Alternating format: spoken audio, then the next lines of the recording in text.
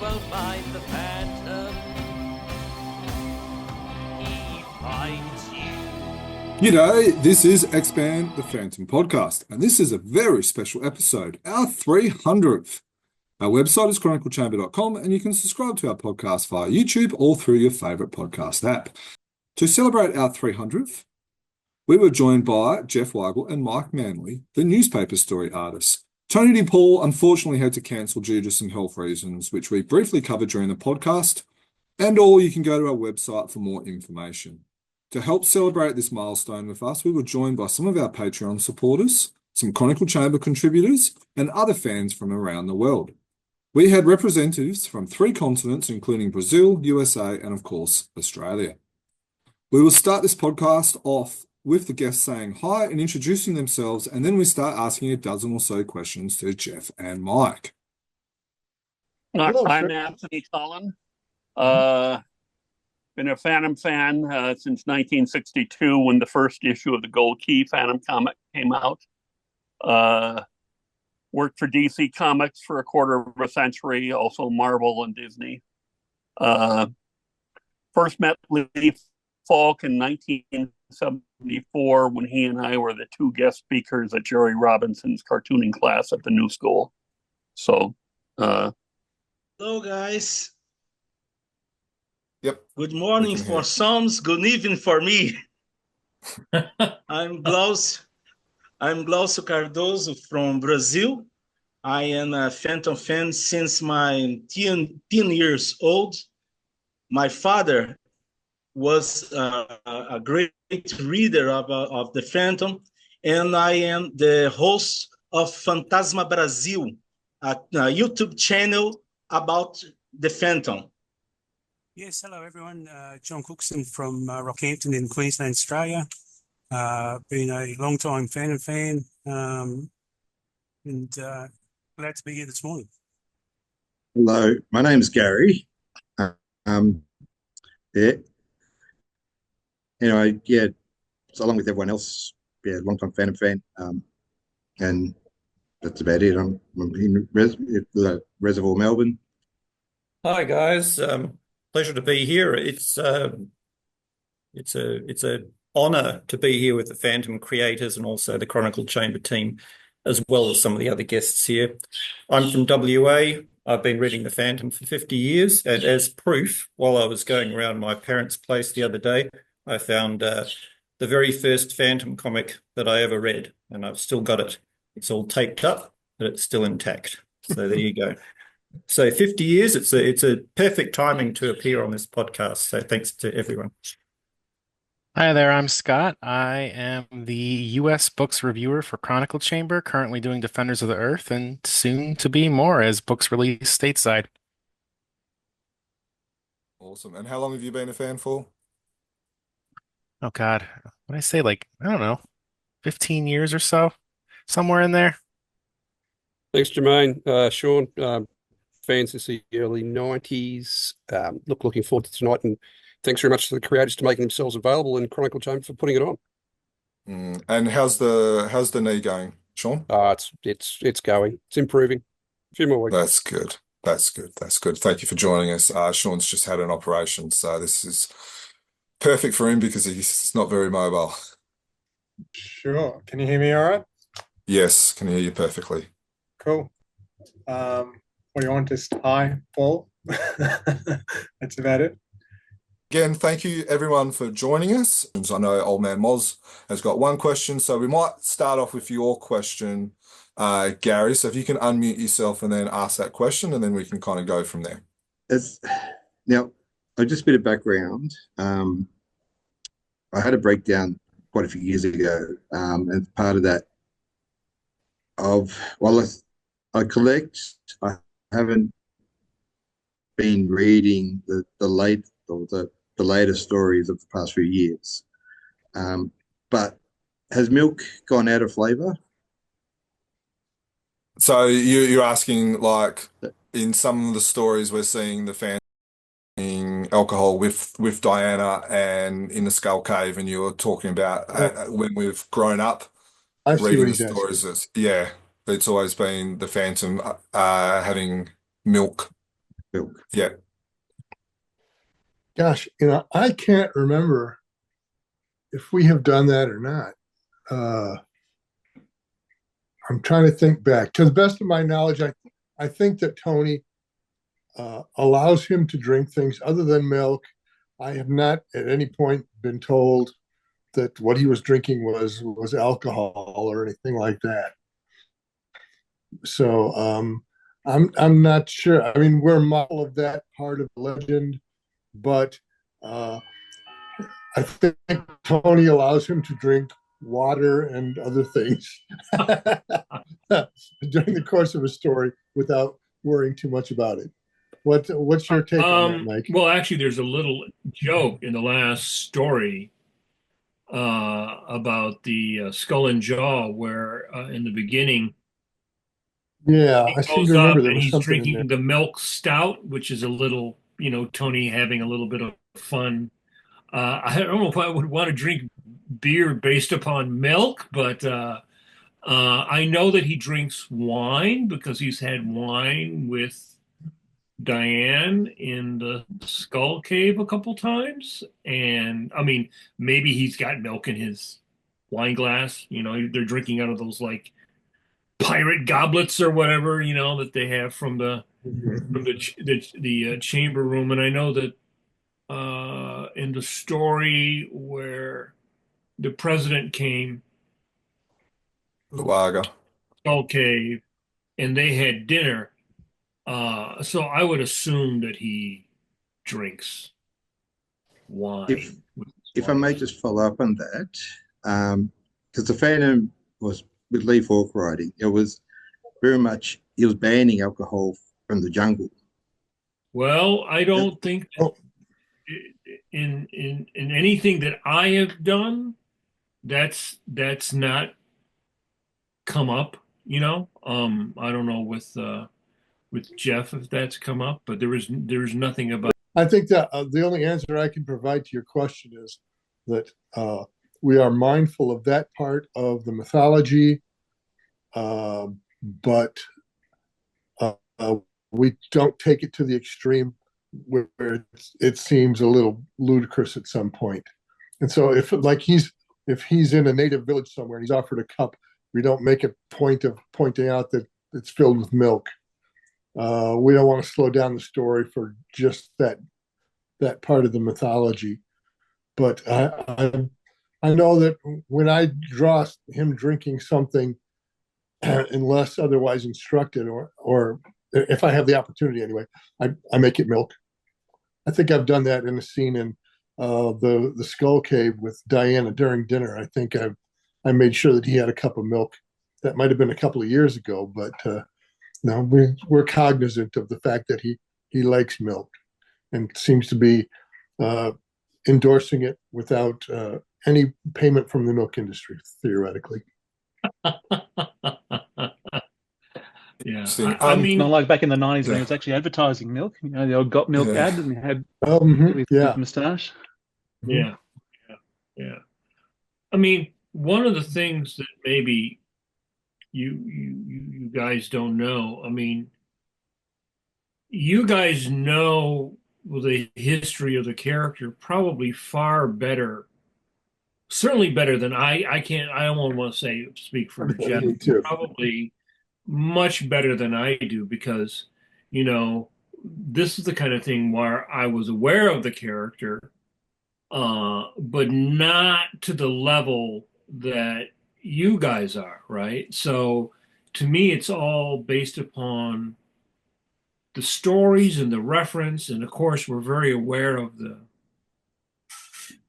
history of the character, and but I think also you have to be willing to, well, you just have to be flexible because otherwise it becomes like a fairy tale. It becomes make believe. The Phantom has a cell phone because he lives in a world where there's a cell phone. So if you don't have him have a cell phone, then you're basically drawing some make believe world of like, pre, 1990 or 1987 or whatever. And then I think that sort of traps traps the character. So it's just like, Superman and Batman. Superman probably drinks milk, right?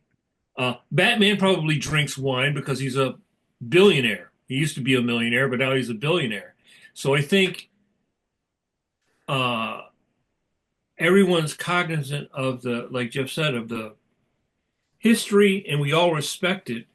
But, you have to be willing to change the rules, which I'm sure Lee Falk himself would do now if he was still alive and writing stuff. He would write the character in a modern way for a modern audience. In 1950s, kids drinking milk, all the heroes drank milk. So that was sort of like, Roy Rogers drank milk and Superman drank milk and everybody drank milk. That was like the really typical. But I think if you're writing stuff for an adult audience, not children, because children don't read this character, adults read this character. So I think to make the character, not a parody of himself, you have to be willing to be flexible with stuff like that. I have to sort of speak through Tony because he really drives this process.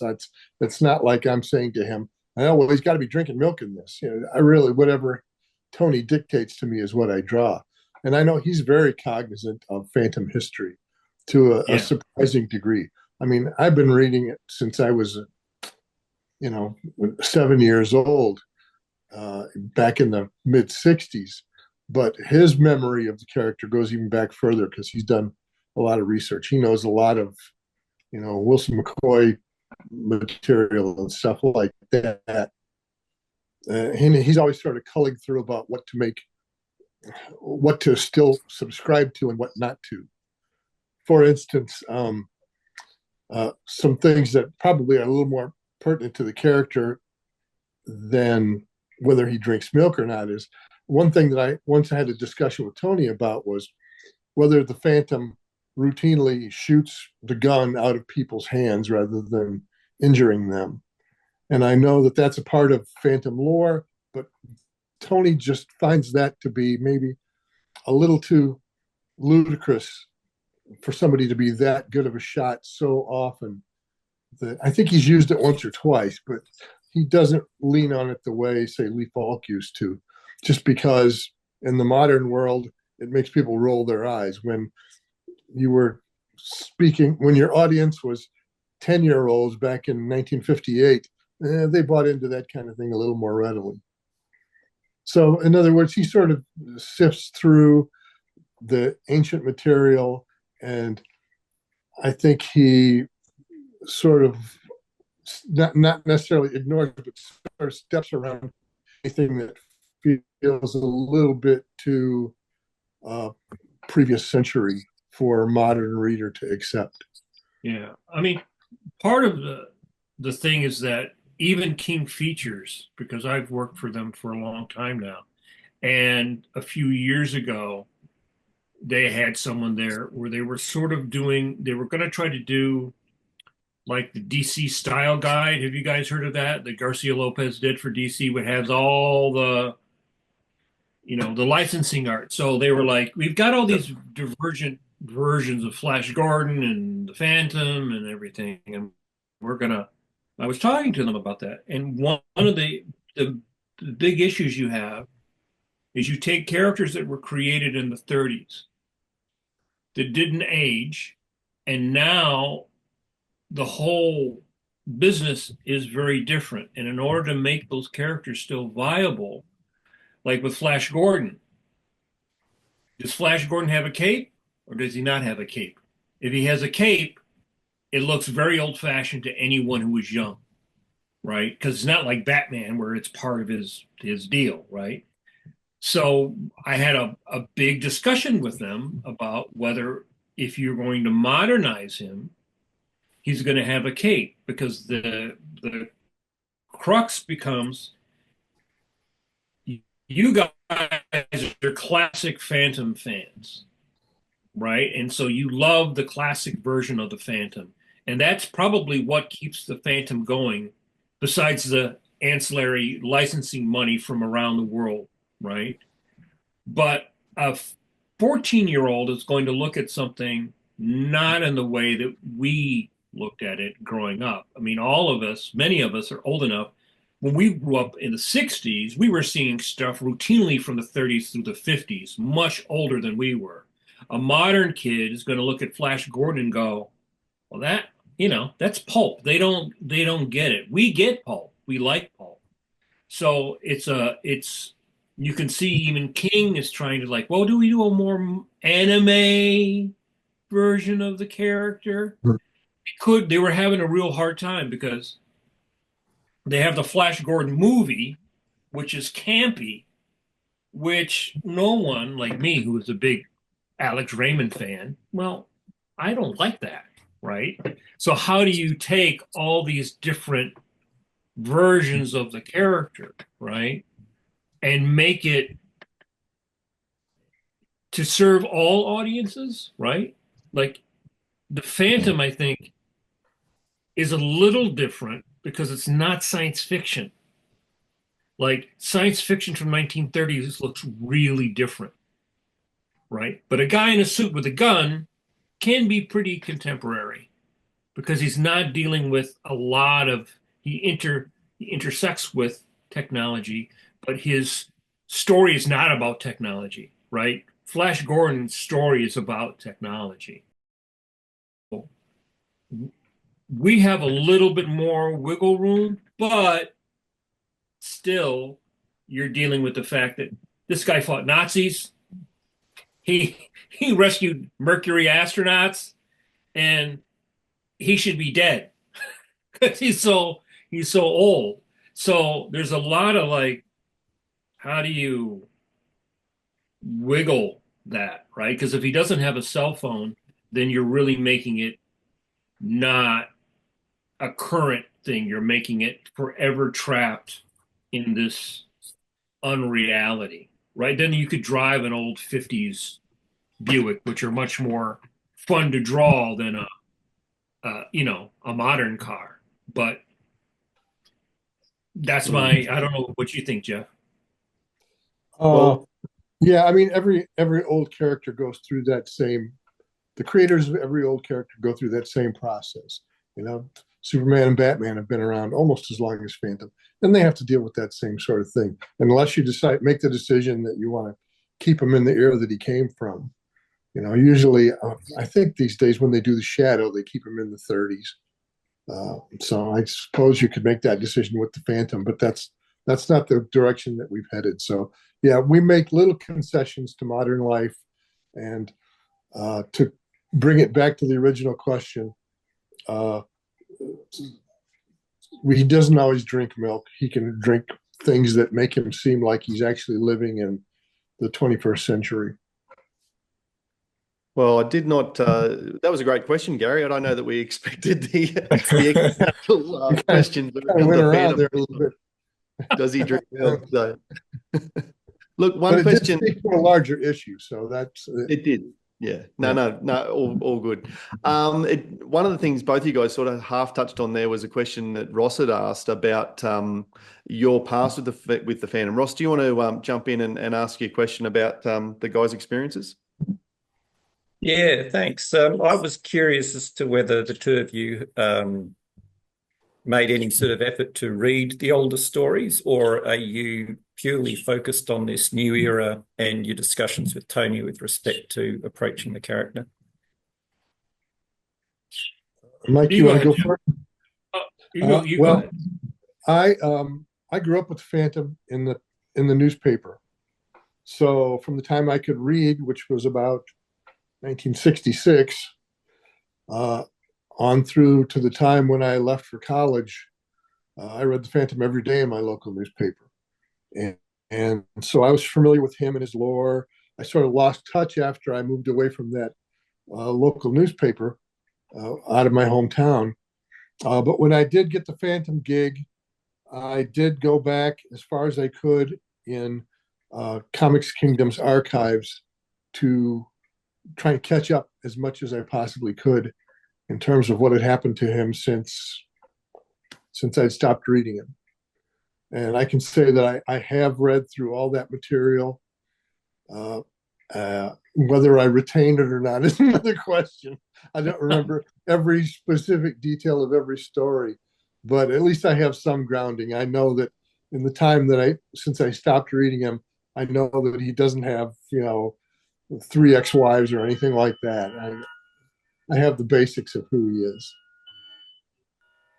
I did not read The Phantom as a kid, but my introduction to the character actually came to my father, who was a huge Phantom fan, and he would tell me about the Phantom all the time as a kid, along with other things like he was a big Popeye fan, and he also liked Dick Tracy, because my dad is going to be 92. So for he was he was the generation of people who read the strip from the very, very beginning, right? He was right there when he came along, all that stuff. And he would even tell me about like Eugene the Jeep being in Popeye. And as a kid, I saw the Popeye cartoons, but they didn't have Eugene the Jeep. So he'd always say Eugene the Jeep, and I would go like, well, what is that? I had never seen that. So I was always aware of the character, probably mostly because I liked the art by Cy. And, for me, it comes through the art thing, right? So I did have some reprints. There was a magazine called the something Fall Gazette that used to reprint strips. Menominee Falls Gazette. Yeah, and so I had some of those as a teenager, and since I've done the strip, I have bought all the reprints that come out. They've been putting those out. And some of you, Jermaine and those guys have sent me some PDFs of a lot of the older stuff. So I've gone through and read them, but I'm not in any way an expert on the character, but I don't really have to be because Tony is the expert, right? Because he's generating. I'm not generating the stories. Mm-hmm. We talk about story ideas. Like it was my idea to have I wanted the Phantom to fight some robots. So that turned into the mollusk story, right? We went back and forth. So he will provide me with the information because he knows, oh, this begat this, and this character was here, and so no, I I've always been aware of the character. I actually even had a Phantom. There was a Captain action figure like a GI Joe, and I had the Phantom costume as a kid. So, but I sort of feel like I'm like a character actor hired to play a role, and I'm aware of the lore and the history of the character. So that's how I approach it. If I need information, I might ask the Chronicle Chamber guys if Tony doesn't know it, and Tony knows a lot. So that's my approach. I don't want to do anything that's like, it would be the same way if I was, I don't know, doing the Fantastic Four or doing something that has a long continuity that the fans appreciate. So I'm always aware of it, and if I have a question, which comes up often, like, oh, you have to draw the inside of the palace, the presidential palace. Well, then you've got to go and do research. And those guys weren't consistent either. They were not all consistent. That's our saving grace, right? That they weren't consistent. Right. Here's something that looks like it's, you see one shot of the thing, and there's a guy standing over here. And then the next time you see it, the guy's not there at all. There's nothing on the top. One time there's palm trees. Next time there's no palm trees. So, Hello. Hi, Mike. Hi, Jeff. Good to see you both. Good to see you too. Yeah, hope you both are safe over there. My question was, you both have been illustrating period stories in the recent strips. And you did touch on this a moment ago in respects to referencing. I was wondering if you both had like a preference as to what you enjoy drawing the most, or is it the case of being professional that you don't really mind whether it's a period piece or whether it's modern in that regard? Mike, you're up first this time. Okay. Well, I prefer, because I do Judge Parker, which is a lot of people sitting on sofas and talking to each other. I would prefer not to have lots of scenes in the Phantom of people sitting on sofas and talking to each other, because I would feel like I'm doing the same thing.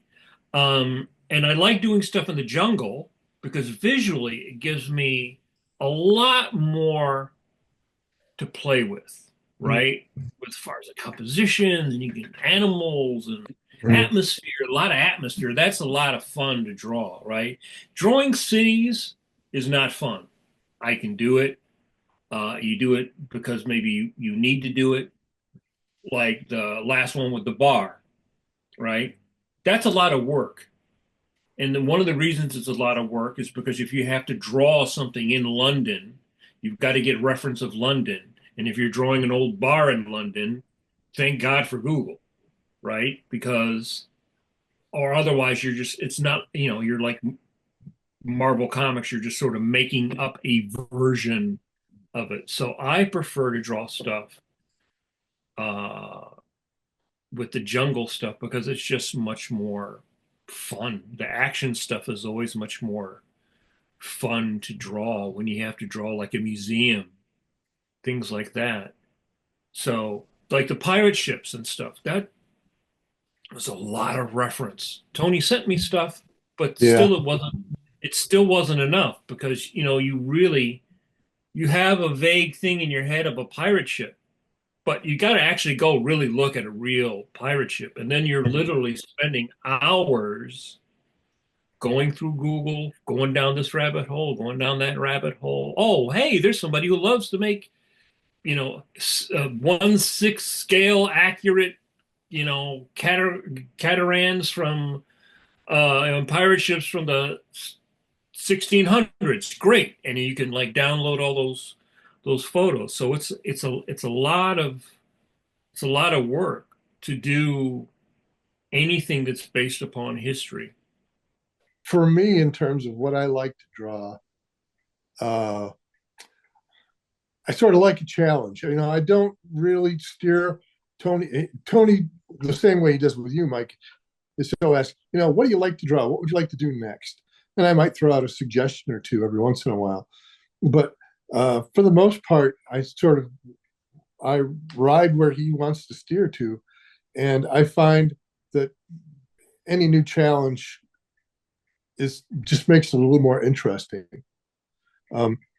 For instance, it was never my ambition to draw someone walking up a spiral staircase, which I had to do early on in my work on the strip. But I found it. It was in the script, and I went, "Oh Lord, how do you even go about doing this?" But I found that to be a very interesting challenge, and I had a lot of fun with him tossing out those sorts of things that you've never thought about having to deal with before.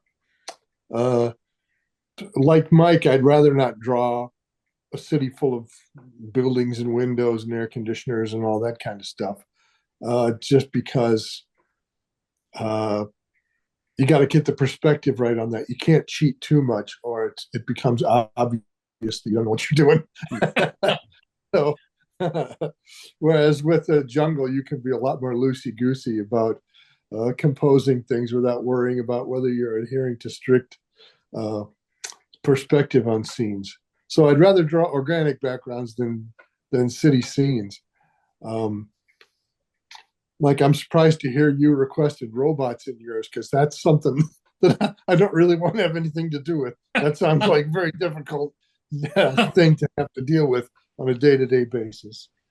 Well, I suppose the reason I thought of that was that after so much time, you want to do maybe something that you hadn't seen. Like, I don't want to draw stories of him fighting poachers or something. You know, you've seen that kind of thing like a million times. So something a little bit current for current people who are reading it. So you blend the current situation in the world with the historical character, and I think that can create something fun and something that's not just, oh, you know, here comes Poacher Bill, you know, stealing rhino horns again. But I think it is true that sometimes Tony will throw things at me anyway. I'll speak for myself, that I never thought about having to draw before. And my first reaction is, oh, Lord, how am I going to do that? And you sort of take up the challenge and sort of have fun with it. It's kind of fun to have to approach a problem that you haven't encountered before. I'll give you one exception to that rule was, you guys may remember the story that finished not too long ago about the Phantom and the Jungle Patrol and the Unknown Commander's office. That was tough, week after week of drawing that dark office and trying to find a unique way of doing it and an interesting and dramatic way of doing it week after week. You know, guys standing around in that dark office. I was starting to tear my hair out in terms of trying to figure out how to stage that in a way that would be visually interesting. So every once in a while, he throws a challenge at you that I'm not sure I lived up to that challenge, to be honest. Jeff, Gluce has a question for you. This is actually the question that he's going to ask is actually the most requested question that we've had from fans. Here we go. I bet I know. Yeah, so if you can, and it's come all the way from Brazil, so if you can please ask that one, Gluce. I've been reading Phantom for almost 40 years now, and I'm very pleased to see Mike and Jeff's art, which is practically unheard of in Brazil. Your art is not much known here. I sorry by my English, okay? I have few chance to practice. Jeff, I have to say that I love the visual proposal of the old Phantom's costumes. I love that. It's a great work of art. What was the biggest challenge in this conception of the old Phantom's costumes? Well, that came about sort of, I think, unintentionally on Tony's part. He wrote a story where he wanted to revamp the Hall of Costumes and display them in a better way than they had been shown before, where they were just like hung on hangers, I think. And I read the story, and it occurred to me that it seems sort of ludicrous to have a hall of costumes if every costume is identical. You can't, this is the 6th Phantom's costume, this is the 12th Phantom's costume, this is the 15th, and they all look alike. That doesn't seem like, that's not very interesting. And it seems sort of silly to create a hall of costumes if all the costumes are the same. So that's the first thing. And the second thing that led me to the decision that I made was that I remember Cy Berry strips that were historical. And he would show the Phantom looking the way he does in the modern world, only in like some past century. But he would add like a musketeer's hat to it with a big plume. And even for me in the 1960s or 70s, as a 10-year-old or 12-year-old or whatever I was, that wasn't working. It looked silly to me. So I consulted Tony about both of those matters and asked him how he would feel if I sort of made little changes in the costumes to try and bring them in line with their time period a little bit more. so that if you saw the costume of the 12th Phantom, you'd kind of get a sense of what era that was actually from. And he said, yeah, go for it. That's great. And I thought that that was a really good way of sort of updating the mythology of it without treading on the mythology itself. It was sort of a way of enriching rather than breaking the mythology. I thought, I still think, I would still make that argument. I know that there are other fans who don't agree with that. And I'm genuinely sorry to be disrupting their enjoyment of the Phantom. But I don't know. It's just a decision that seems to make a lot of sense to me without, I think it enriches the Phantom's legend rather than disrupts it. And it has to do with the things that we were talking about in an earlier question with the milk issue. I hope more Phantom fans agree with that assessment than disagree with it. And again, I apologize to anybody out there who just can't live with that. But I still stand by that decision. I agree. I think that makes much more sense. There's a lot of stuff you can do in the old days where you did it, and if it was goofy, it kind of went past Right. and nobody Mhm. really paid attention to it, right? Yeah. But people pay attention to stuff in continuity now in a way that people didn't do back then. So if you had, the Phantom and he had like a Robin Hood hat and a goofy thing on it or whatever, well, that story was what, 7 weeks and then it was gone. Mike, Yeah. does that mean that you're going to use the costumes that Jeff's created if you go back and do period stories? I probably would if that's what that's what it called for, that And seems to make sense, yeah, to my mind Interesting. too, I don't think those costumes are even set in stone. I think that they can vary a little bit depending on whether he's in a desert setting and he might wear, something different than if he's, in Antarctica or wherever else he travels to, right? So, yeah, I'm pretty flexible about. He's got to look like the Phantom. He's got to be in the Phantom's colors, but the idea of Phantom running around in the 17th century in spandex, I don't think that's a good idea for the modern world and modern readers. And I think that changing up those costumes a little bit helps the strip rather than degrades it. Yeah. And I'd sort of be curious as to what you guys think about that issue too. You have anybody out there who's really hates that idea?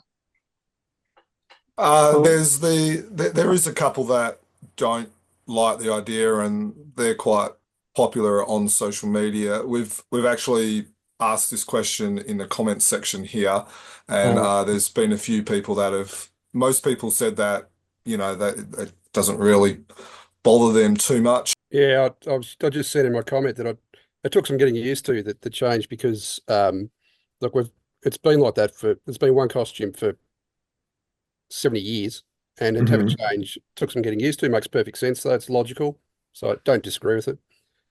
It's no real different if you think about it to the change that happened a little while ago, going from the trench coat, which was there for, again, decades, to the bomber jacket. Or, Mike, one thing I do like that you've introduced is the utility belt, particularly when going into warfare, if you like, situations.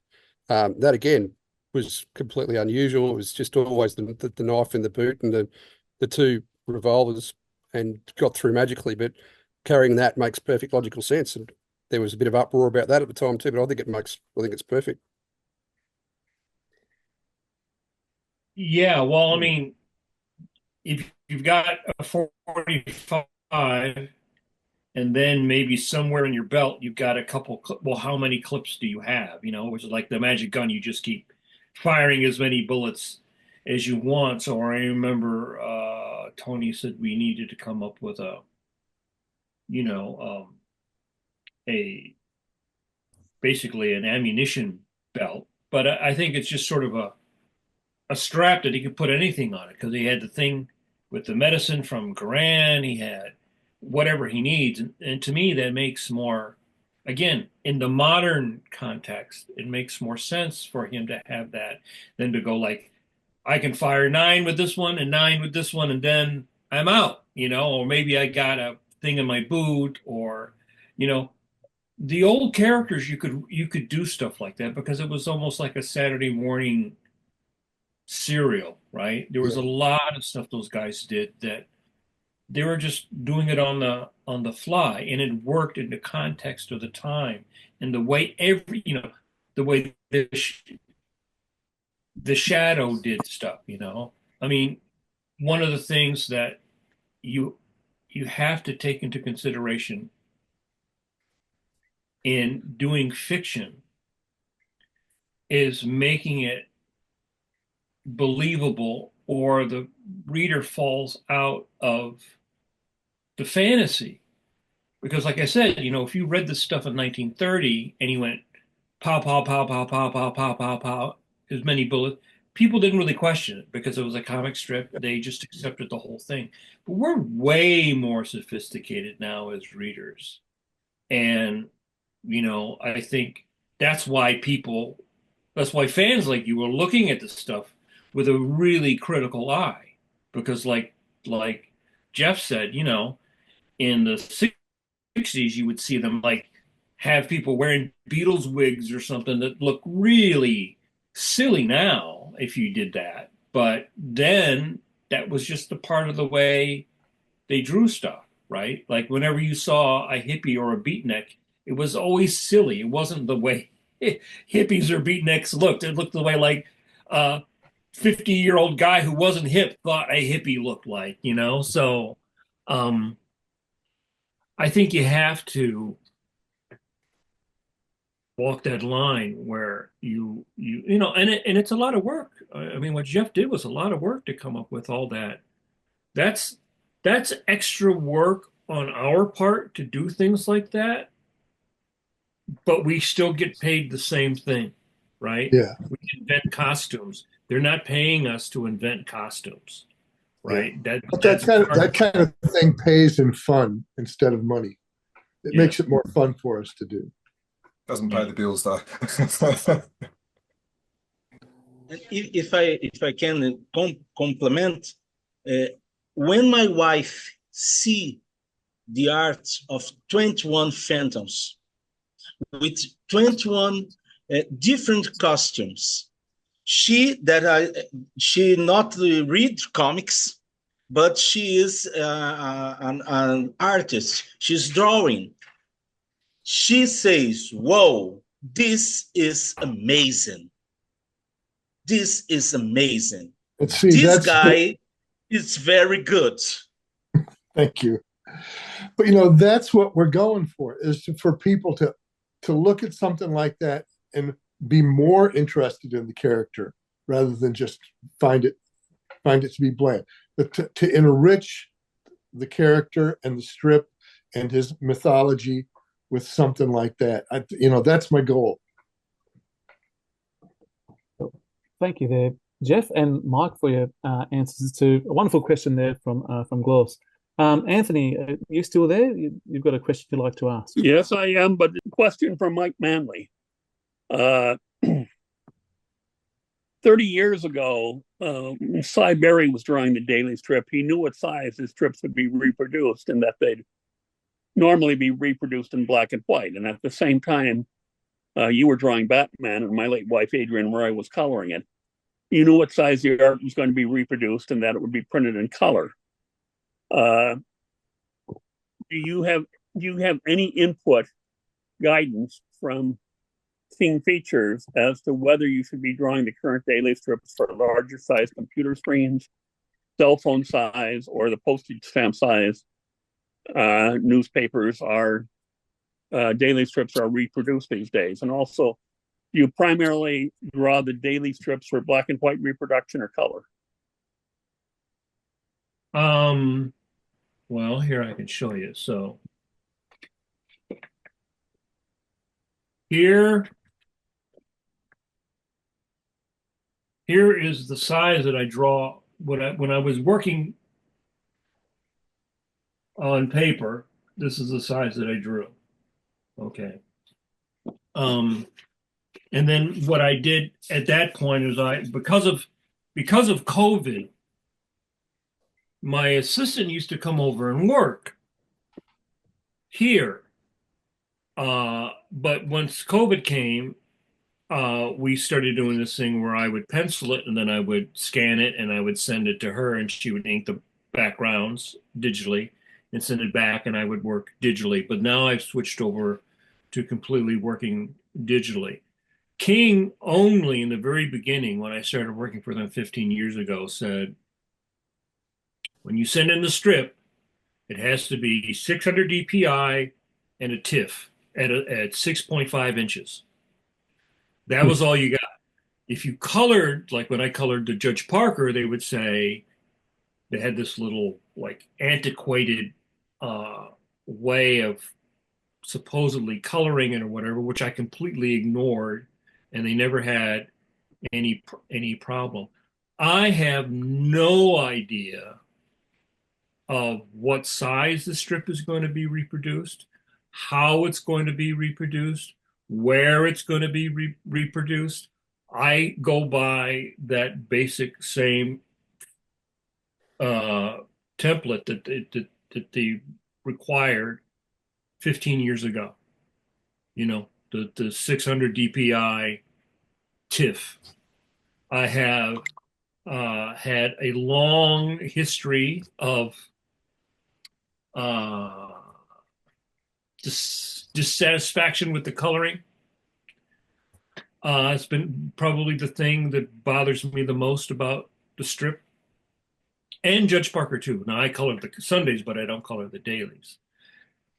I can suggest, like because I color the Sundays on Judge Parker, the person who colors it during the week can look at the Sunday and go, okay, that's the red shirt, that's the blue pants, that's the way the characters are colored. But I can suggest, I can send reference to the colorist, and I don't know how many colorists I've gone through, but there is no guarantee what it's going to end up looking like. I know there was stuff that was not done correctly in previous stories, and I just sort of go, when it's here on my desk, I can control it. Once it leaves, once I press send, I have no control over what it's ultimately going to look like. And the way it works with King Features is they have colorists who probably batch color because there's like 80 strips or something like that. And so they have people that color, Heathcliff and maybe Prince Valiant and Wizard of Id and whatever. And, the person who can color a purple car and a bright green grass in a Heathcliff strip, if they color the Phantom, doesn't necessarily mean that they're going to have the same aesthetic that you would need for a strip that was much more realistic and had, realistic rendering and realistic characters. So no, I can have suggestions. I've had arguments.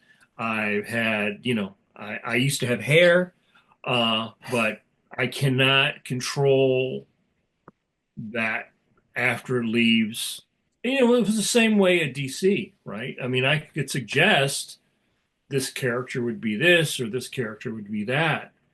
And sometimes you get that and sometimes you don't. And that's just part of if you own the strip, if you're Charles Schultz or you're Hal Foster, you have pull on a strip that a person like Jeff and I do not have because we are not the creator. A creator can say, no, no, no, no, no, that's not what I want. And I'm not saying that the people are trying to intentionally do a bad job or whatever, but it's just the way the system works. There was a long time, a couple years ago, where I actually recolored every week for free on the strip because I was so upset. But it actually ended up sort of creating a problem, so I stopped doing it.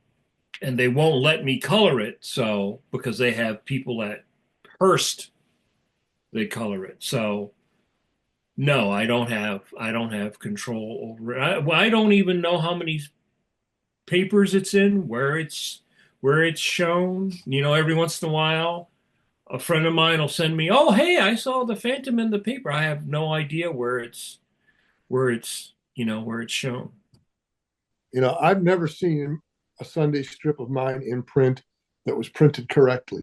It's stretched out sideways, stretched out in some odd way. So I think Mike probably would agree with this, that we have to take our gratification from what we have on our drawing boards and what we send in each week, and just hope for the best once it gets out into the world, because Yeah. it's not always something that we're entirely happy with. But we just have to do the best on our end and then hope for the best after it leaves our hands. Sorry, we're going to cut over to Ross, who has another question. Thanks. I'm probably the last person to ask this, but when I was in primary school and we used to read the Phantom, our teacher would bring a big box of comics, and the Phantom was always very popular. I noticed that girls would really enjoy the strip as well. They seem to really enjoy this relationship between the Phantom and Diana. And then I noticed that decades later, when I did a couple of articles for the Comic Book Historians website, and I noticed that in doing that research, the Phantom used to get a lot of letters from young girls also about the whole Phantom-Diana relationship. But of course, since the characters got married, that romance has kind of disappeared. That romance aspect has sort of vanished. As I said in my little note there, coincidentally or not, they got married. But now, of course, we have the two children, Kit and Heloise, who are at that age now where they could start interacting with potential love interests. So I'm just wondering, has there been any talk of using that to reintroduce this aspect into the strip again, or are you just going to kind of leave them at the age they are now? I'm just curious, but I'd be interested to hear your responses. Thanks. Well, it's not quite as overt as it used to be before they were married. You're right about that. But Tony and I, in the Sunday strips that I've worked on, have tried to establish a nice relationship between Kit and Diana. I know that the sort of target relationship that Tony has in his head for the two of them is something akin to like Nick and Nora Charles from the Thin Man movie series. Right. That's the dynamic he's hoping to get across. And I keep that in mind in terms of, facial expressions and body language as they interact. I want it to appear that they are very close and also very capable of sort of sensing, applying a sarcasm to each other and things like that. I think that's as close as maybe we can get in terms of romance for a married couple. If we went to more extremes, we probably could.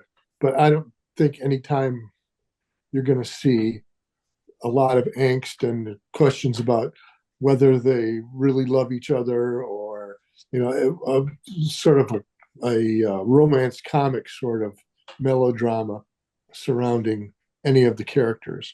I know for the kids, he injects things in every once in a while.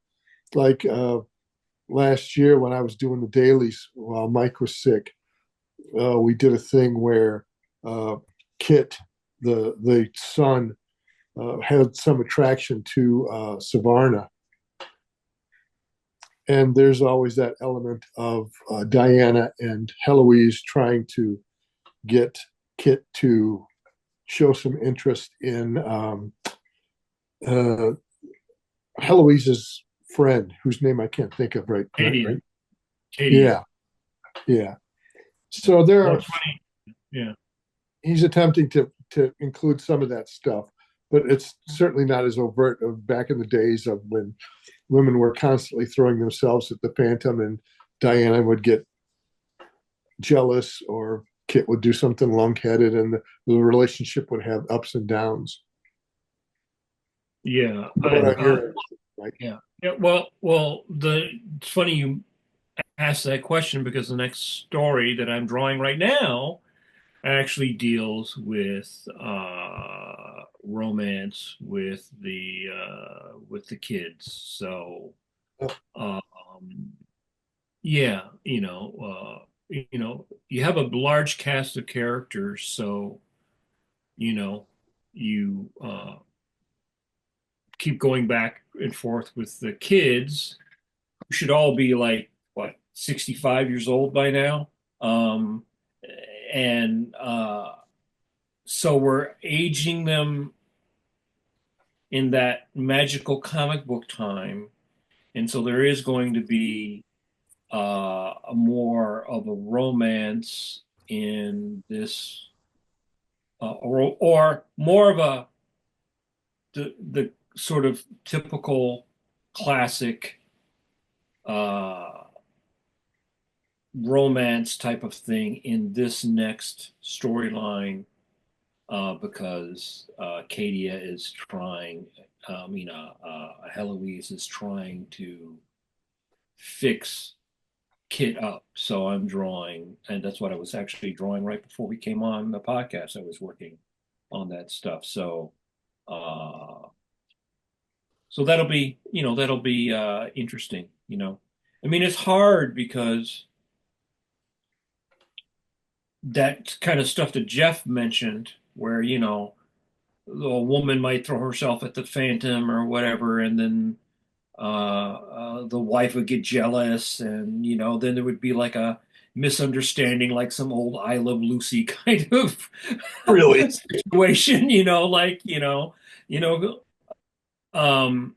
I don't think that would work now. I don't think modern readers would react to that the way that they reacted to that, and even like into the 1980s, where you would see that kind of stuff on sitcoms all the time, the misunderstanding that leads to, no honey, that kind. I don't think we can really play with it. And the other thing is, I think, because we're cognizant of that kind of stuff, we don't want to repeat those cliches, because it's really easy to do, and then it makes the character a cliche. I always had a really hard time stomaching all these women who, as soon as they see the Phantom, want him for themselves, right? And it just becomes that's just like, you can't do female characters that way. You're just going to get all sorts of flack, and frankly, you should, if you were to write them that way now.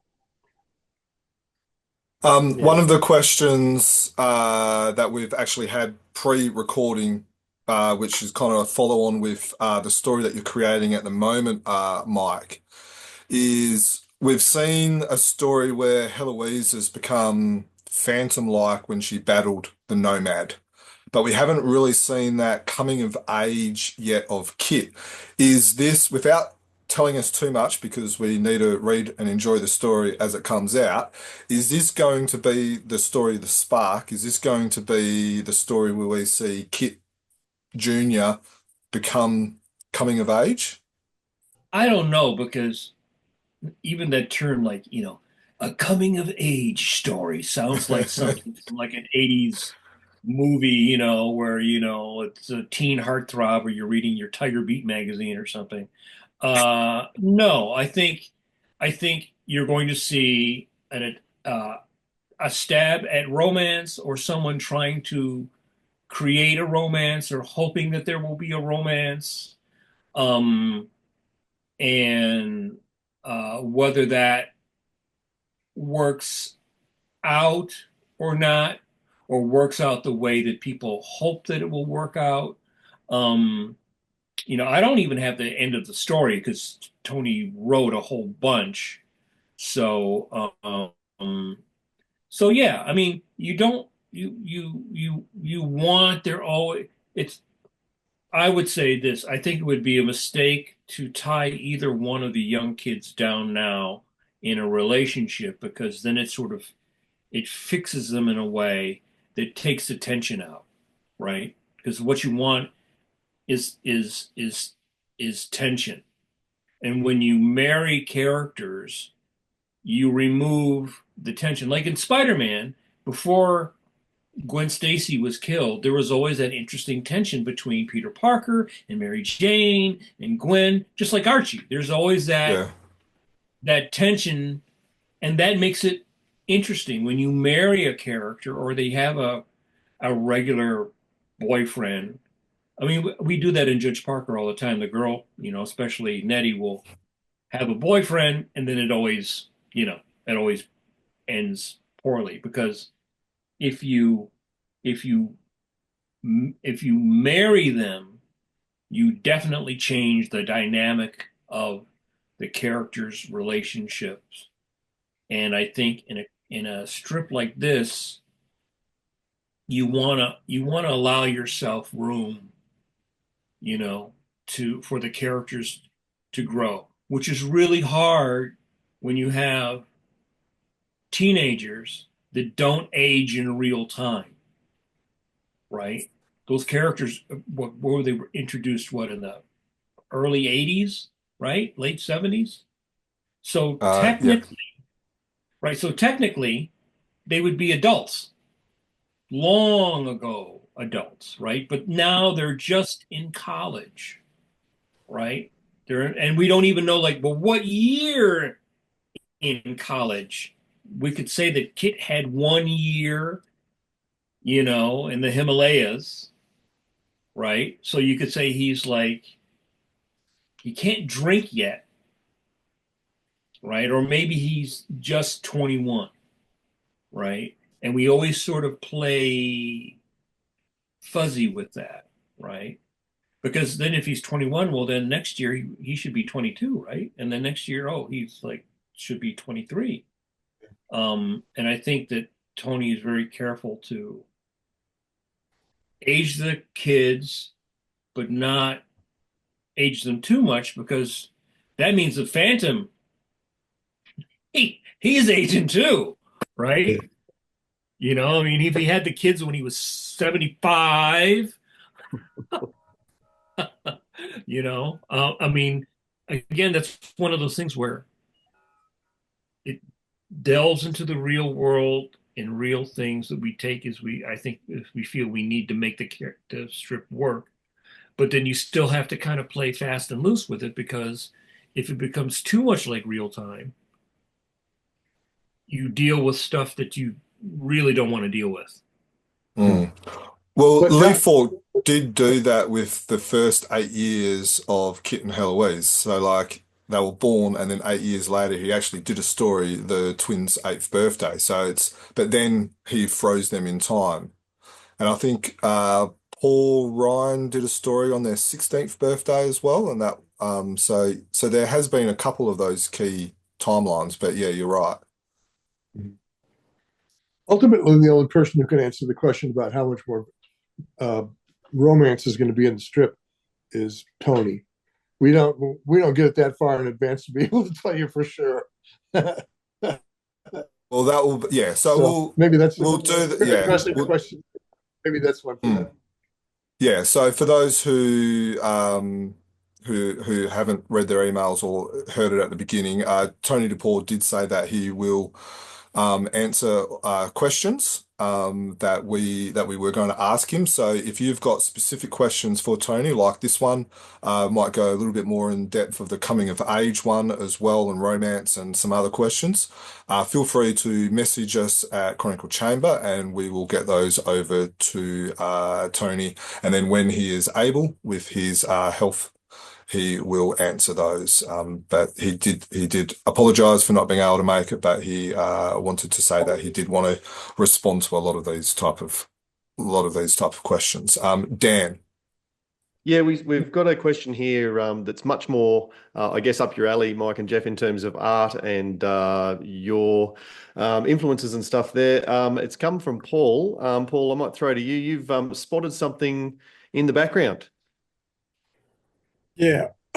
Sorry. Hi again, gents. I know the video feeds are a little bit blurry across overseas and that sort of thing, but Jeff, I see you've got quite an extensive, Marvel Masterworks there. You've got your Oh, Spirit, yeah. Will Eisner, Lou Fine. Mike, I spotted the Preston Blair animation book, the style guide. I think there's a bit of Wally Wood book there and that sort of thing. So even with Mike too, you're a former editor of Draw and an educator of art yourself. And Jeff, you can of course speak to this question because of your extensive experience. But I was wondering if you can both discuss how important is it as a cartoonist to have an interest in a variety of stylistic approaches and understanding to your art direction, even when your primary work is in let's say Littlefoot artwork, or that more realistic approach, let's say, to the style of line work and storytelling that you both employ in your strips? Mhm. There are certain guys that I get compared to most often, and clearly those are guys whose work I long admired and frankly, I learned to draw from looking at those guys. Guys like the names that I hear most often are like Kurt Swan and Murphy Anderson, and I get there's a couple of others too, but I sort of learned to draw from aping their stuff when I was a kid, and so it just sort of took me in that direction. But I admire tons of different things, and even out to fine art painters like John Singer Sargent and guys like that. I'm not sure how those things influence what I do, but I think they probably do in some ways subconsciously. And there are certain drawing problems that you come up to that you're not sure exactly how to deal with. And I will very consciously go, who would know how to do this? Gene Colan. I mean, I bet, and I try and think about it in that way. So, I think we all draw from a huge catalog of influences that we've gathered in our minds across the course of our lifetimes. I don't know. Does that answer your question directly enough? Yeah, I think so. I often get questions and criticisms and things in respects to how loose or cartoony an approach might be, but I find myself I like the classic artists of Doug Wildey as much as I like Charles Schultz and Watterson's work, or even going over and looking at European or Japanese art. There's quite an array of artistic direction, and everybody's got an approach and an answer to things. So when you mentioned Eugene Colan example, I appreciate that sort of mindset of an artist, and was curious about both of you in regards to what your thoughts were on it. So. Yeah, I mean, even somebody as far from the way I draw as Bill Watterson, I still will see Calvin and Hobbes and sort of take note of a way he makes a line or the way he has conveyed motion that I can file away and use later on, to be honest, even though he and I are nothing alike. 100%. Yeah. Mike? I mean, I have done a lot of different kinds of cartooning in my career, stuff that's, I've worked on worked in animation, and when you work in animation, you tend to work, or you should work in the style of the show, which may not necessarily naturally be your style. So for me, it's all based upon having what I call like a canon of artistic basics, right? Proportion, dimensional drawing, perspective, things like that, right? Um, and if you have that, if you get that, then that allows you to what I call like a dial, right? So like Charles Schultz is here and Hal Foster is here, but there's a big spectrum, let's say, in between. But if you understand the principles of figure drawing and proportion, but you also understand design and shape theory, things like straights against the curves and that kind of thing, principles that you see in animation that you would see in a Preston Blair book. Then you understand Charles Schultz, that iconic cartoon drawing of someone like Charles Schultz, and the power that you can get in that is equal but different to something like Hal Foster, right? If Hal Foster was drawing Peanut stories, it really wouldn't work. There's a power that you can get from doing something in a cartoony style that you cannot get drawing in a realistic style, and vice versa, right? And so there's an interesting in one of Scott McCloud's books. He talks about this continuum of simple shape, simple drawings like Peanuts to very realistic to like almost photorealistic, and there's a huge range between those things, and where you land on that range is also going to make a big difference in how your story is perceived too. And how how accepting you can be of the events that are going on in it. And that's a really interesting discussion. It's not something that we can get into here because we need a lot of visual reference. But if you guys ever get the chance to look at that particular part of Scott McCloud's book, it's a really fascinating look at the range of styles of storytelling and how they coincide, how they dovetail with the way an artist draws. Yeah. Even up to the kind of strokes that he has. Right. You know, a good example might be there's always that scene where Homer strangles Bart, right? But it's drawn very cartoony. Yeah. If you drew it really realistic with a real dad strangling the shit out of his son, you know, people would not laugh at that. They would go, "Oh my God, what is going on?" You know. But because it's it's cartoony, you can get away with things. So, in relationship to doing something like the strips, I love the broad spectrum of cartooning, and I've done a lot of different kinds of cartooning. So I just looked at it as if you learn the basic principles and you have those down, then that allows you flexibility as an artist to explore different things. And I will say, from doing a lot of plein air landscape painting in the past, since like 2008, when I went back to school to get my degree, that directly affects my drawing the backgrounds in the Phantom. Studying nature, studying the patterns of leaves, studying how things grow. Doing that a lot instead of just like, well, let me find a background by Wally Wood that I'll just copy these fake, leaf shape things, right? So that's one of the things I love about doing the strip and drawing the jungles, because I look at real jungles and I look at the shapes, and from being out in nature and studying that I think allows me to put that into the strip because it's important to me that the jungle doesn't look like just those weird star leaves that everybody used to just draw, and I'm not doing the strip in a real cartoony style, right? So you could look at somebody like Joe Kubert, one of my favorite artists.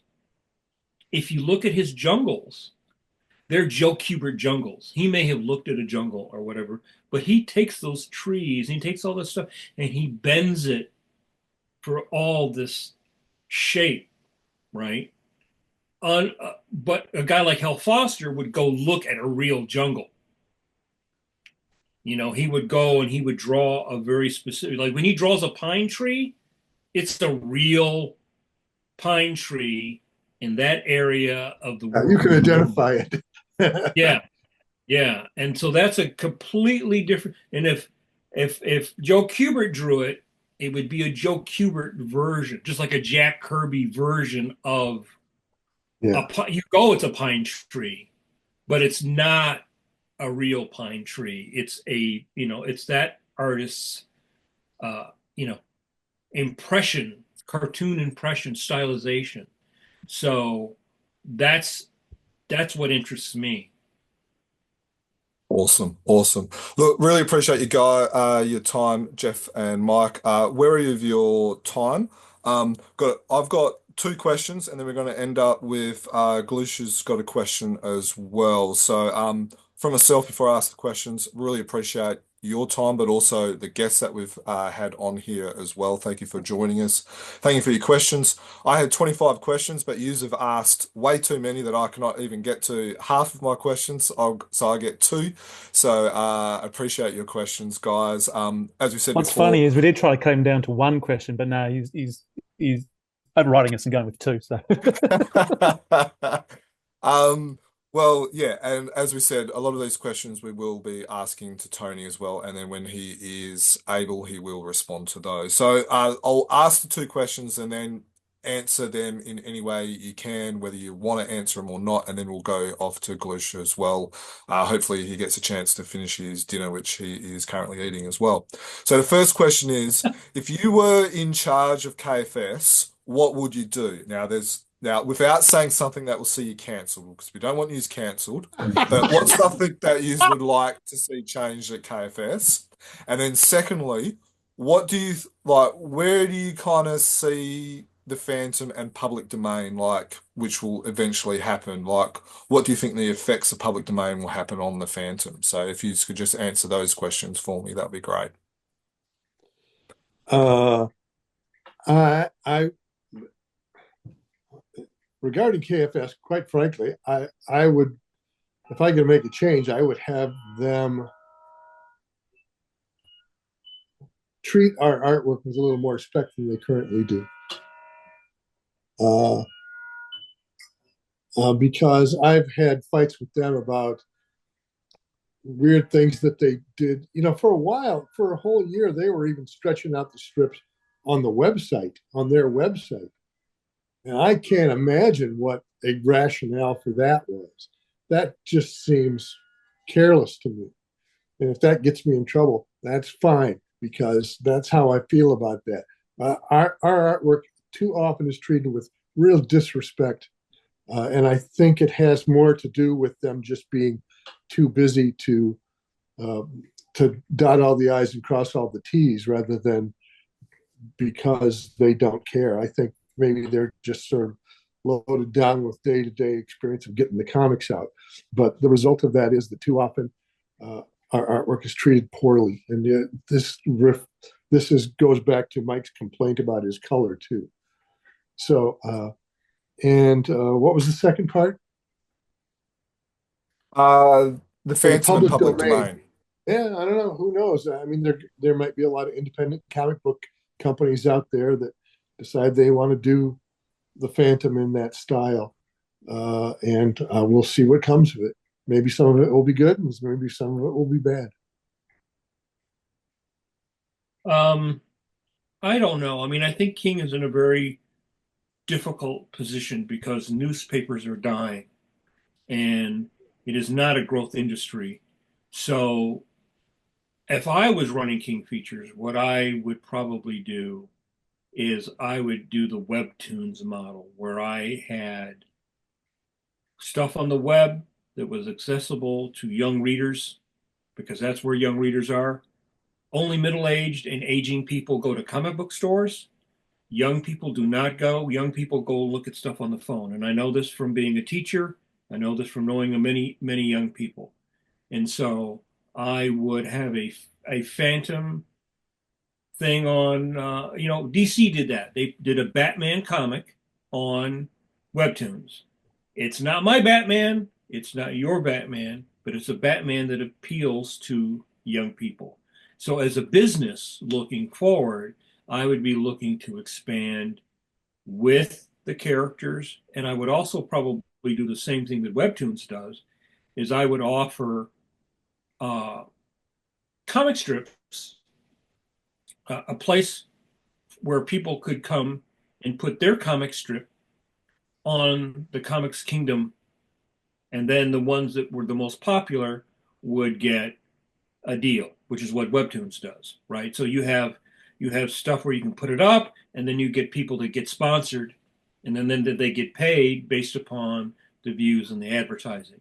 So you sort of have like the junior league, for like the baseball teams, and then if those people are good enough, they go up to the big leagues. I would do exactly the same thing, and you're going to have maybe different versions of the Phantom. You're going to have a version that's going to appeal to an 8-year-old, which may not appeal to a 45-year-old. And I honestly think that it's almost impossible to do that, right?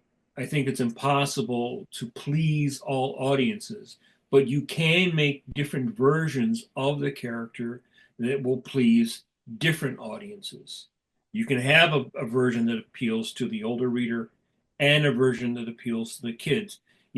Disney realized that, and that's what they do with Spider-Man.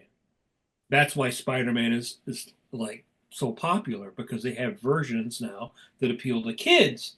It's not John Romita, and it's not Steve Ditko, and it's not Gil Kane, and the stuff that appealed to me, right? So that's what I would do. And what was the other question was? Phantom and public domain. Okay. So now we had a bit of a discussion on my podcast, actually last week, and about public domain. So basically all the characters are by 2035, everything's going to be in public domain pretty much, except for like the Marvel stuff, right? But all Superman, Batman, Phantom, Shadow, everything's going to be in public domain. And so that also, but public domain, the copyright of being in public domain is different than the trademark. King can still have trademark, and will still have trademark, and they could actually sue people who were doing Phantom stuff and say that it was confusion in the marketplace, because you're still maintaining the trademark, which gives you the exclusive right to market your characters. So yes, you will see people who do like porn Phantom and murder Phantom, just like that's what they do with Popeye. Like there's going to be a murdering Popeye and a murdering Mickey Mouse and a murdering Winnie the Pooh. But I don't think that stuff is really going to make any waves, because are any of you guys reading a new Mickey Mouse comic based upon Steamboat Willie? Are any of you wearing T-shirts of murdering Steamboat Willie? So I don't think that is going to be maybe as a big an issue if the company that still has the trademark does due diligence and actually makes something that people want to see, right? It's like, that'll be like the good version of the character. Here's the crappy version of the character. Here's the good version of the character. And I think that ties into my first point. I think that they're a media company, and the media company may only include some newspaper strips as long as newspapers decide that they want any strips.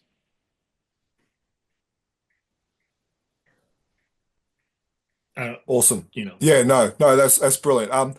It's one thing we as Chronicle Chamber do want to touch. We do want to do a podcast eventually on public domain. We're trying to find people that actually know what they're talking about, because we don't. So if there's anyone out there that knows a lawyer or someone or enlighten all of us and actually be accurate, please let us know, because it's happening now. So it's something we do want to do a podcast on eventually. So again, appreciate your time so far.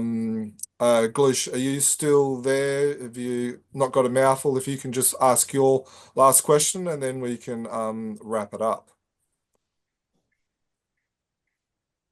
Okay. The dinner was good. That's awesome. I have a question for both of you. The Phantom is turning 89 next week. Every artist who has drawn him has left their contribution for the charity. What do you guys believe has been your greatest contribution to the Phantom's legacy? You answer that, Jeff. Okay. Well, I think that the most obvious for me is this notion of the different costumes across different ages. I think I would hope and expect that that's a lasting contribution to that character's legend. We'll see if it sticks over time, because you never know what's going to stick over time, what the next guy is going to abandon. But and yeah, I guess that's my answer. I don't know if I have if I've done anything that will have that effect yet, because I don't think that I can't judge that. I can't judge that. That's something that, like Jeff said, that's something that time judges, right? Good or bad. You do your best job, you do the best that you can, and people either like it or they don't like it. And they either like it over time or they don't like it. Sometimes you do stuff and people, they don't care. And then like 20 years later, people go, oh, that's the best thing I ever saw in the history of this character. So, and I can't even think about that while I do it, because it's sort of like, it's abstract, because I can't judge that, right? Only, You never know what's time. going to stick. Yeah. Like Kirby does a character called the Black Panther in a 3-issue arc of the Fantastic Four. He did not think at the time that character would come as valuable as it is. It's just something he did in the course of the job, and that's kind of what you're talking about too, I assume, right? Yeah. And for you guys, every one of you on this podcast, there's a magical time where you found the character, you fell in love with the character, and that's probably your favorite time of reading the character. And that's different for every single person who reads it, going all the way back to people like my dad who read it in the 30s, right? So that's always going to be different. And you it's like as a creative person, I can't put that in my mind while I'm trying to make an entertaining story. I try to please myself first. Like, do I like this? Am I enjoying this? Do I, am I feeling good about this? I work awfully, and I know Jeff does too, as does Tony. Work awfully hard on this strip, especially compared to the financial return, right? It's not always. It's not always. I read a comment today where someone was criticizing what we did, and the thing that always gets me is that usually the people that write and complain are the people who don't like something. The people who like something generally don't write you and say, I love it. Usually the people who don't like something, right, and they usually always assume that what we're doing is we're sitting here like, how can I really screw this up today? How can I ruin this? How can I ruin this character? And you don't have to like what I do. You don't have to love what I do.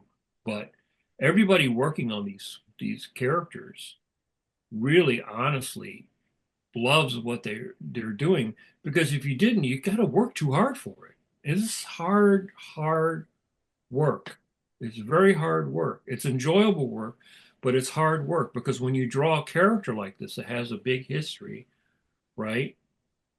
You can either hack it, right? You can hack it out, but it's really hard to do a comic strip and hack it out, because it's a lot. It's not like working in comics. I could work in comics, do something for 2 weeks, have a little time off, go do something else, jump around, do something else. When you're doing the same thing every day, it's like being on an endless treadmill. So if you don't really love it and you can't feel passionate about it, you can't do it. At least I can't. I don't know why you'd want to. You'd go sell life insurance instead. It would be more lucrative. True. Right? Yeah, that's thanks for your answers to that. I think you're absolutely right there in terms of time being the ultimate judge of anyone's legacy in anything that they do. What you've reminded me, Mike, is I've got to comment more often, because I'm usually thinking, geez, that's good, and I never write it down to put it in the message board. So maybe there's something in that for all of us. Look, I guess on behalf of everyone in the chat, and everyone will have a chance to go around, but thank you so much for your time today. It's really fun being on the podcast, and for you to join us for our 300th episode is pretty special. We really do appreciate the time that you've taken on a Saturday night for you, and giving us your time and spending time with some fans who really do appreciate what you do. So thank you. Well, thank you. Yeah, and thank you guys for your loyalty to the character and for your interest in what we do in a dark corner of our basement for God knows how many hours a week. Yeah, true. Yeah, we really appreciate, as you guys appreciate us, we appreciate you right back. It's nice to know that people are as passionate about enjoying what we do, because that's what keeps us going. Yeah, I like to echo Dan's sentiments there. Being on Chronicle Chamber and a chance to chat with you guys is always fantastic, and having our big 300th episode and letting everyone join in as well. So thank you to everyone for coming along and joining in and asking all your questions. We're sorry that not all the questions could be asked. Old Man Moz, you had a couple of doozies there. Maybe we can get to those another time. And it's been fun sitting here in the background with all the comments and messages going on in the background. Really needed a couple of screens to get everything going. It's just everyone's excitement about the characters is palpable, and once again, we'd like to thank both Jeff and Michael, as well as everybody else on the screen for joining us for our 300th episode. Well, you guys can always send those questions along. I'd be happy to, the people that didn't get them in, I'd be happy to answer the questions. I could do it in an email or something. Okay, yeah, we'll do that. Yeah, so we'll have a follow-up post on our socials. Yeah, if your question wasn't answered, guys, send it to us along with any questions to Tony as well. So what we'll do is we'll quickly whip around the grounds, so to speak. And if you just want to, so you can unmute yourself, and when we call your name, if you can just say thanks to Jeff and Mike as well, because we wanted to kind of give everyone a chance to speak to these gentlemen. So feel free to unmute yourselves, and we'll go probably reverse order this time. So Sean, do you want to go first, mate? Yeah, thanks, mate. Jeff, Mike, thanks very much for making yourself available, particularly on a Saturday night over there. Really appreciate you giving time to all of us. So thank you. And as I said before, thank you to Chronicle Chamber for organising it. Thanks very much for your time. I know Jeff's been to Australia, and Mike, one day we'd love to see you down here as well. Yeah, thank you again, gents, for answering the questions. It's good to see you both again digitally. I second those sentiments earlier, and thank you to Dan Germain and Stephen for organising all of this as well. It's good to talk to you, gents, as well, and congratulations on your 300th too. Yeah, thanks to everyone involved. I've learned a lot, and it's just been great getting an insight directly from the creators. It's really been everything that I hoped for and more. So thanks very much. There he is. Well, I'd just like to again thank Jeff Weigel and Mike Manley for the work they do in the Phandom at a time when the strip obviously does not bring the revenue to artists that it did 40 and 50 years ago. It is a unfortunate time with so many newspapers closing and so many newspapers that continue. I think all of Murdoch's papers in Australia drop comic strips and such. And I know there's an American newspaper chain that dropped all King Features strips. But I'd like you to thank both of you for the amount of work you put in for the limited revenue comic strips provide these days. I'll take a check. Thank you very much, guys, for this moment. Living in Brazil turns the things a little hard to participate, but I was very happy here. Thank you, Mike. Thank you, Jeff. Thank you, everyone. Awesome. And old men Moz. There was two of you, two old men at one stage. There were. He's gone off somewhere. Thanks to everyone. It's been great. I think though, if this had gone for 24 hours, I still don't think more than half the questions would have been answered. So, but yeah, thank you. And I'll probably speak on behalf of everyone everyone in Australia that if ever both of you come to Australia, you're more than welcome for a dinner. Okay, we'll keep that in mind. Awesome. All right. Well, thank you, everyone. Thank you, Jeff and Mike. Thank you for. We'll get those questions off to you. Probably we'll let everyone have maybe a couple of days to get those questions off to you. Thank you for your time. Just to touch under 2 hours. Now I think everyone understands why our podcasts go for so long, because it's not just us, but everyone gets excited talking the Phantom, and now we can blame all you guys as well for lots of questions as well. So yeah, thank you guys, thank you everyone for your questions. Thank you for listening and or watching our celebrational podcast. Our website is chroniclechamber.com and our email is chroniclechamber@gmail.com. You can subscribe to us via YouTube or through your favorite podcast apps, including iTunes and or Spotify. We had about 20 questions left we never got to talking to Jeff, Mike, and Tony about. They have volunteered to answer those questions, which we will release when they get around to it. Obviously, Tony's health is the #1 priority, but he did say that he'll get to them as soon as possible. Get well, Tony, and thank you, Mike and Jeff, for your time. We would love to hear your thoughts, feedback, and opinions on our social media platforms or over the YouTube channel. Thank you. Please get in contact with us, and as always, happy fans. Man cannot die. The Phantom. The ghost who walks. The Phantom. Enemies beware. The Phantom's always there, but you won't find the Phantom. He finds